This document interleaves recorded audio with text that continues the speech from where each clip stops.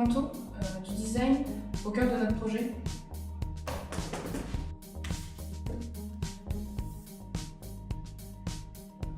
Alors en fait, on va plutôt parler d'enjeux concernant le design.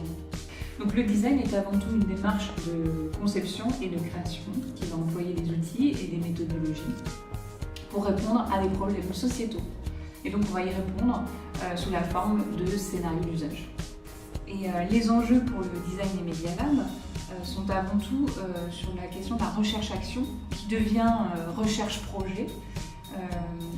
Donc c'est à partir du terrain que l'on va observer, que l'on va tenter de comprendre.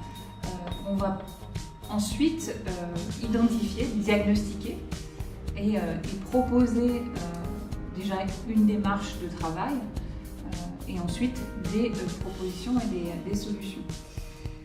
Donc pour le Design et Media Lab, en fonction de chaque terrain, on va avoir des outils et des méthodologies appropriées, donc identifiées.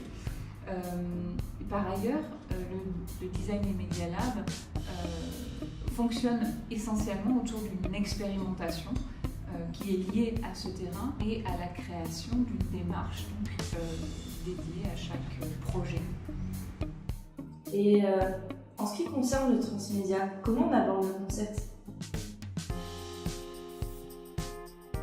Il me semble qu'on pourrait commencer par la définition de Jenkins.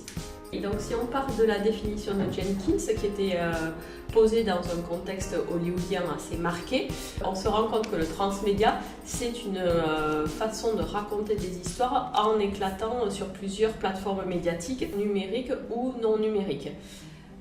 L'objectif est donc de créer des univers narratifs cohérents, immersifs et unifiés. C'est-à-dire qu'on va essayer de raconter des histoires et chaque support médiatique fera partie de ce puzzle narratif, sera indépendant mais fera partie aussi de la globalité. Alors ça casse un peu le modèle qui existait avant de ce qu'on appelait le cross-média, qui était qu'on prenait un message et qu'on le démultipliait sur différents supports médiatiques. Là on est vraiment dans l'idée d'un puzzle narratif et d'un univers narratif global.